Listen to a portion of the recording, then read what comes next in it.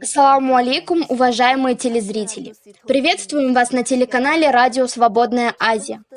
Сегодня наша передача посвящена женщине, которая побывала в концентрационном лагере китайских коммунистов. По прошествии 2 месяцев с того дня, как Михригуль родила в Египте тройню, 2 мальчиков и девочку, она возвращалась в родной город Черчен. 13 мая 2015 года она была задержана в аэропорту города Урумчи сотрудниками Китайского министерства общественной безопасности. После того, как один ее ребенок умер, а 2 других заболели, через 3 месяца после задержания Михригуль выпустили под домашний арест. В 2017 и 2018 годах она вновь дважды арестовывалась, но находилась уже в изоляторе управления общественной безопасности города Черчен. 28 апреля 2018 года при содействии египетского посольства Михригуль вместе с 2 выжившими детьми удалось вернуться в Каир. Пережившая все эти невзгоды, Михригуль недавно прибыла в Соединенные Штаты Америки. Являясь первой уйгуркой из Уйгурии, сумевшей живой вырваться из китайских концентрационных лагерях, она посетила уйгурскую редакцию «Радио Свободная Азия», чтобы поделиться пережитым. Саламу алейкум, Михригуль. Алейкум ассалям. Добро пожаловать в Америку. Спасибо. Скажите, пожалуйста, по приезду в родной Черчен, заметили ли вы какие-то изменения в облике города? Ведь там произошли многочисленные аресты уйгуров. Наш Черченский район расположен в песчаной пустынной местности. По сути, это не очень большой город, но люди здесь открытые, доброжелательные и гостеприимные. Они стараются соблюдать и оберегать уйгурские традиции и обычаи. В быту помогают друг другу. Там суровая, но красивая природа, да и люди такие же естественные. Сейчас, говоря о Черчене, я не могу сдержать боль и страдания, так как у каждого человека свое особое чувство к родному краю. Я не могла долго оставаться в Черчане, и как только выдалась возможность, покинула его. Сегодняшний Черчан — это уже не тот прежний Черчан. Не видно седобородых стариков, не слышно детского смеха. Нет уже многих знакомых. Можно сказать, что город превратился в большую тюрьму под открытым небом.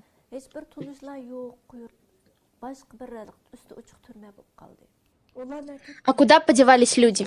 Знакомые и родственники, и молодежь, они либо в центре по перевоспитанию, либо в концентрационном лагере, либо пропали без вести. Повсюду китайские патрульные машины, полицейские. Везде установлены камеры наблюдения. В общем, нормальной жизни нет. Друг с другом мы не здороваемся. Если встретим знакомых, проходим, как бы не узнавая друг друга. Такая ситуация там в эти дни. Вы в 2015 году вернулись в Египет. В чем была причина того, что вы по приезду вскоре вернулись в Урумчи? В 2015 году я родила в Египте тройню, 2 мальчиков и девочку. Мой муж работал в Египте. Трудно было с тройняшками справляться. Я намеревалась вернуться к родителям, чтобы они помогали воспитывать детей. Думала, что они, когда немного подрастут, вернутся в Египет. Вы надеялись, что родители вам помогут в воспитании детей? Да, но по прилету на родину, уже в аэропорту, после паспортного контроля, меня отвели в отдельную комнату. Сказали, что ненадолго. Потом отвели в отдельную комнату и подвергли допросу. При этом мне сказали, что детей пока будут держать отдельно. После нескольких часов допроса мне на голову надели черный колпак, на руки наручники и вывели, вероятно, в другую дверь, так как я ничего не видела. После того, как детей отняли у матери, лишившись материнского молока, они сильно заболели. В результате старший сын ее умер в больнице. В июле мне сказали, что ребенок болеет, и разрешили увидеть его. Когда я подошла к своему сыну, увидела, что он сильно исхудал. Он умер на следующий день.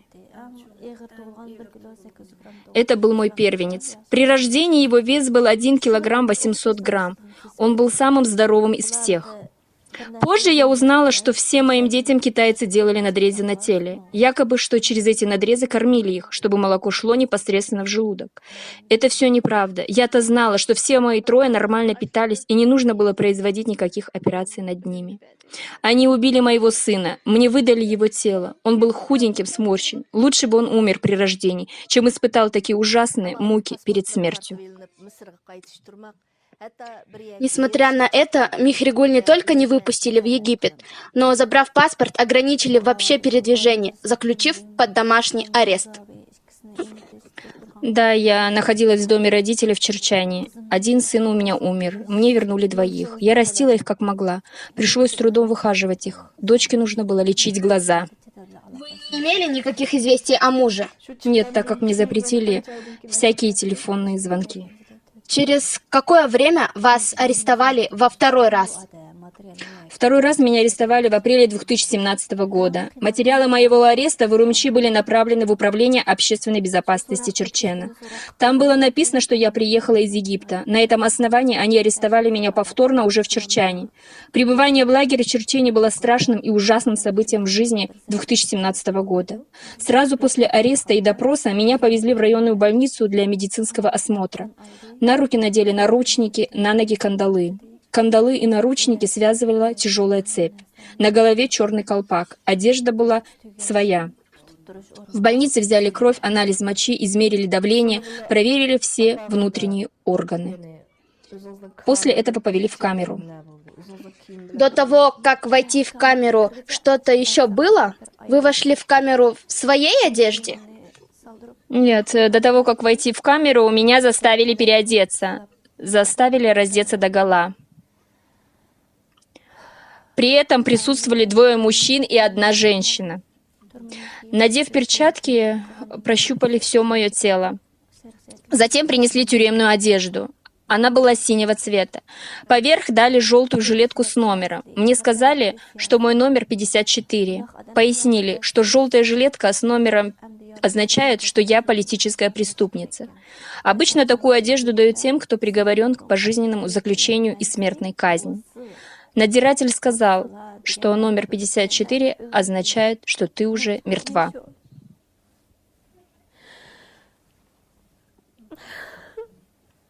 Только за то, что вы учились в Египте? Да, за то, что училась в Египте. Но я ведь училась в Египте в английском светском университете. Никогда не вмешивалась ни в какую политику. Сколько человек было в одной камере? Когда я первый раз переступила порог камеры, там было больше 40 человек. Когда я выходила, было 68 человек. Каждое утро надзиратель делали перекличку. За время моего пребывания некоторые умерли, некоторых перевели в другие камеры. Но все были уйгурами. Самой старшей было 62 года, она умерла. Самой младшей было 17 лет. Их вина была в том, что они надевали на голову платки. Вина некоторых была лишь в том, что они здоровались когда-то с осужденными по политическим статьям. Разговаривать в камере запрещено, но ближе к вечеру, когда раздавали книжки с китайской пропагандой, нас по 5 минут, сидя на полу, заставляли заучивать. В эти моменты мы плакали, прикрываясь книгами. Мы также прикрывались книжкой, шепотом спрашивали у плачущих о причине ареста. Так мы узнавали друг о друге. Какова по размерам камера? Не могли бы вы описать эти камеры немного поподробнее? Я была в камере 210. Она вся зарешоченная. Двойные металлические двери. Вторая, внутренняя дверь, открывается посредством компьютера. За ней решеточная дверь. Просто так из камеры никому не выбраться. В углу отхожее место, оно даже не огорожено. В другом углу что-то вроде ниши, проделанной в стене.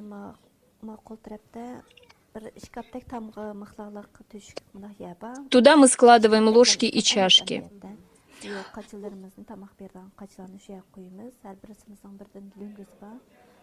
У тех, кто долго сидит, есть полотенце. У меня полотенца не было.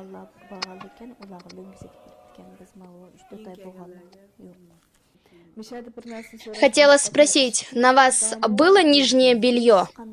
Нет, никакого белья не было, ни майки, ничего, никаких украшений. Даже если волосы были подлиннее, их состригали. В 4 углах камеры, 4 видеокамеры. Через них просматривается все, даже отхожее место.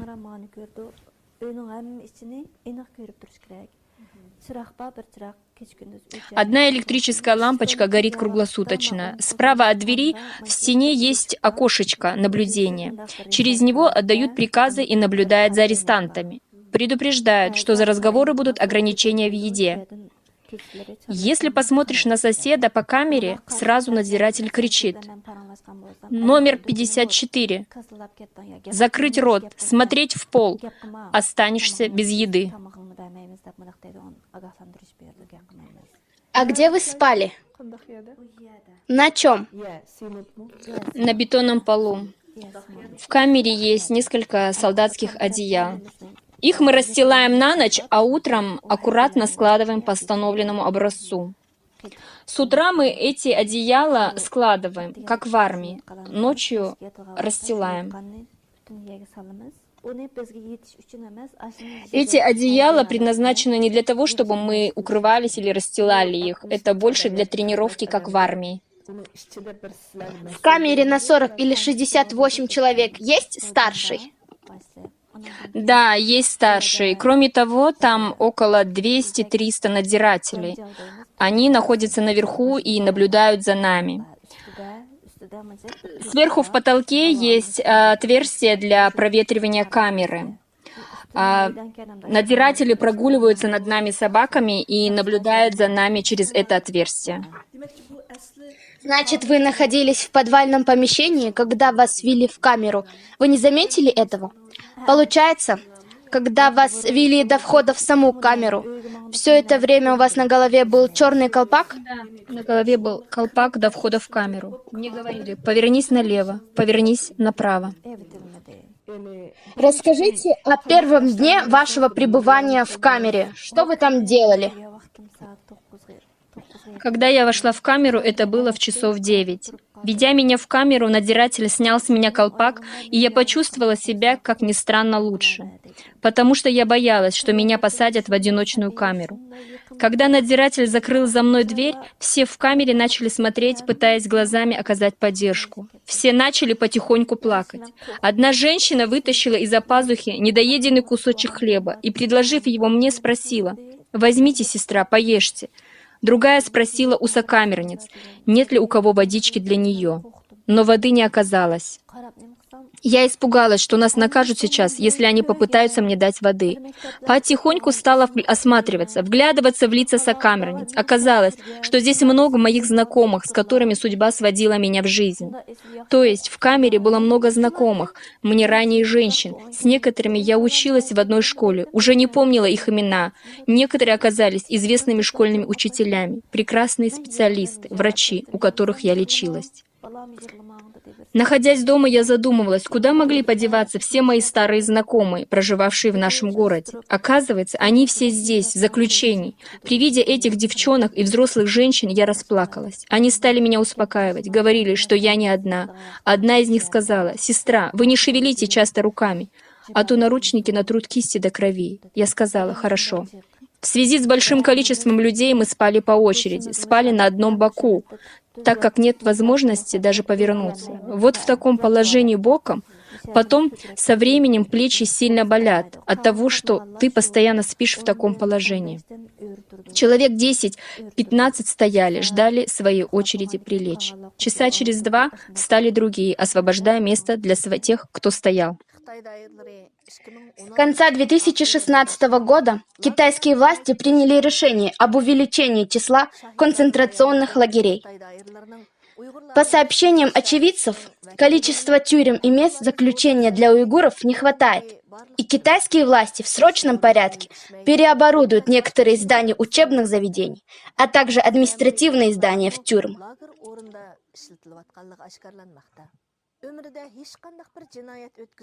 Не совершившая в жизни ничего противоправного, молодая 29-летняя мать Михригуль Турсун, первая уйгурская женщина родом из Уйгурии, которой удалось вырваться на свободу после пребывания в лагере.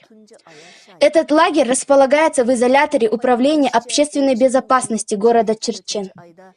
По ее словам, этот период ее ареста, который попал на апрель 2017 года, когда она была второй раз арестована, совпал по времени с наиболее крупной волной арестов уйгуров.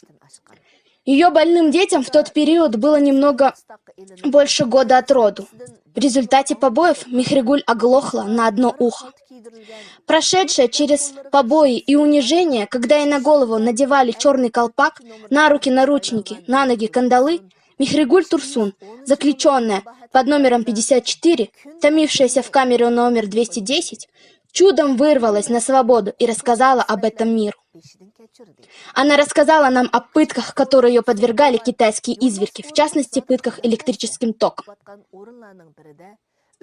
Она рассказала и об этом ужасном тигровом стуле. Обо всем этом смотрите в наших следующих передачах.